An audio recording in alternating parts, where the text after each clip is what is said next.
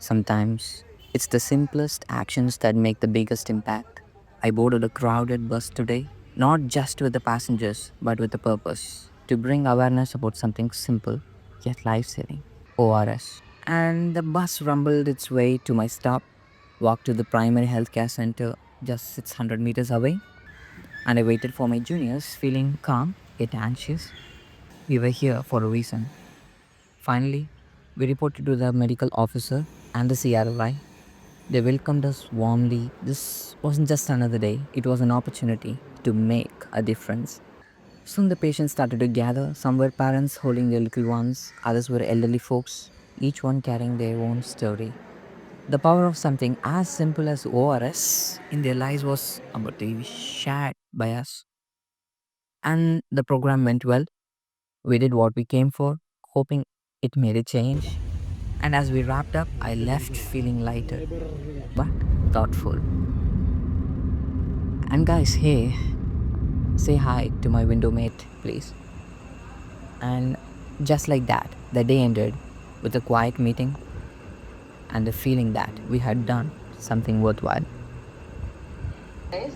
So, but I think the first event was very successful. I think you all did I really just got off the meeting. It's for an organization called the Medical Students for Wellness. My seniors are a part of the founding team of the organization, and that's how I got to know about this organization. I applied for a position called as a community outreach head. Luckily, I got the position, and today was the first event we conducted in the PHC, which is under our college, about ORS awareness. We gathered the patients, the parents of the children, and we had to give a short lecture on ORS, how it should be prepared, why it should be prepared, and we also got to talk individually with the parents, make a conversation about the ORS instead of doing it lecture. And that's all about today. So what we'll be doing in this organization is that we'll be conducting events like this on various other topics in schools, colleges, in PHCs, and even if possible inside our own college to create awareness about various other topics which we see is most required or most necessary, most basic.